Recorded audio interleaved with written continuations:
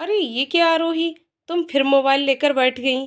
शाम की दिया बाती की या बस फोन पर बतिया रही थी अपनी माँ से। मैं 2 घड़ी के लिए घर से बाहर चली जाऊं तो तुम अपने रिश्तेदारों को फोन मिलाती रहती हो। आरोही की सास सुधा जी की जुबान से बिजली गिर रही थी। फोन रखते ही आरोही के दिमाग में उलझन हो गई थी। उसकी माँ दबी आवाज में आरोही से फोन पर कह रही थी, देखो ना आरोही, 3 दिन से बुखार है तेरे पापा को, उतर नहीं रहा।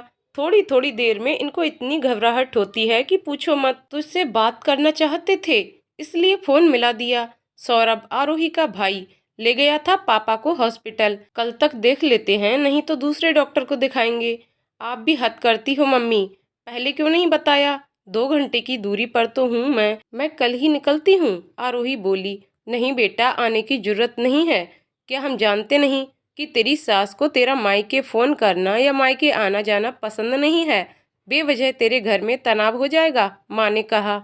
आरोही ने 2 मिनट अपनी माँ से बात कर फोन रखा ही था कि उसकी सास सुधा जी का घर में प्रवेश होता है और फिर उनका प्रवचन शुरू हो जाता है।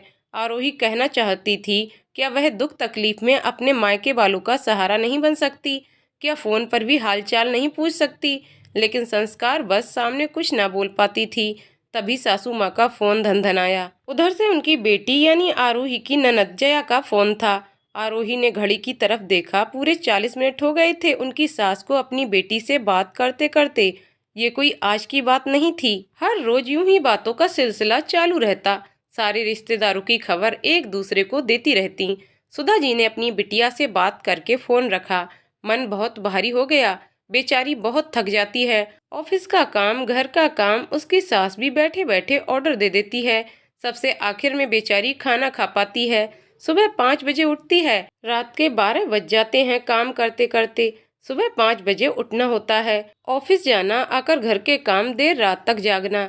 उसकी सास को समझ नहीं आता कि बहू भी इंसान है, मशीन नहीं।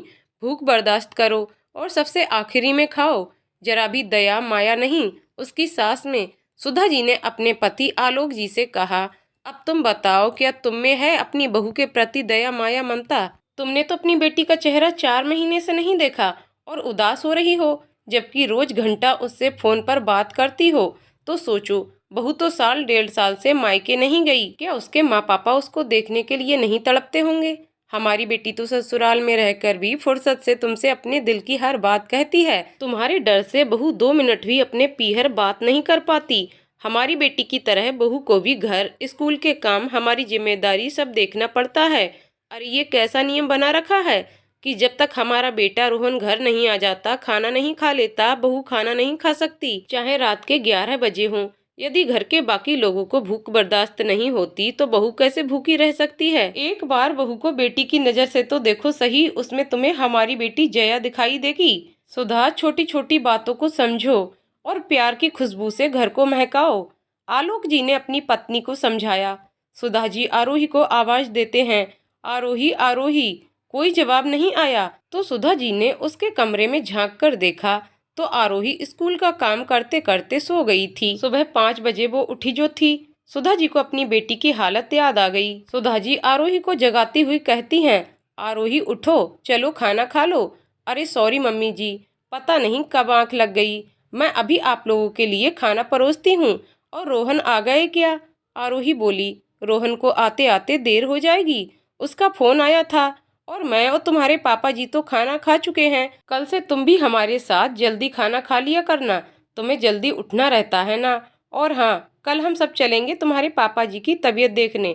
2 घंटे का ही तो सफर है, तुम चाहो तो उनके पास 2-4 दिन रुक लेना, उन्हें अच्छा लगेगा। चलो अब आओ जल्दी, मैं तुम्हारी खाने की थाली परोसती हूँ। इतना कहकर सुधा जी ने किचन का रुख किया, क्योंकि वह बहू के सामने आंसू नहीं बहाना चाहती थी। आरोही उन्हें आश्चर्य मिश्रित भाव से देखती रह गई। दोस्तों, आजकल भी कुछ परिवार बेटी और बहू में अंतर कर बहू से अनर्थक आशा करते हैं। बेटी और बहू के लिए अलग अलग मापदंड न बनाएं। दोस्तों, आपको कहानी कैसी लगी कमेंट करके जरूर बताएं। कहानी पसंद आई हो तो वीडियो को लाइक शेयर करें और चैनल को सब्सक्राइब करें। वीडियो को अंत तक देखने के लिए बहुत बहुत धन्यवाद दोस्तों।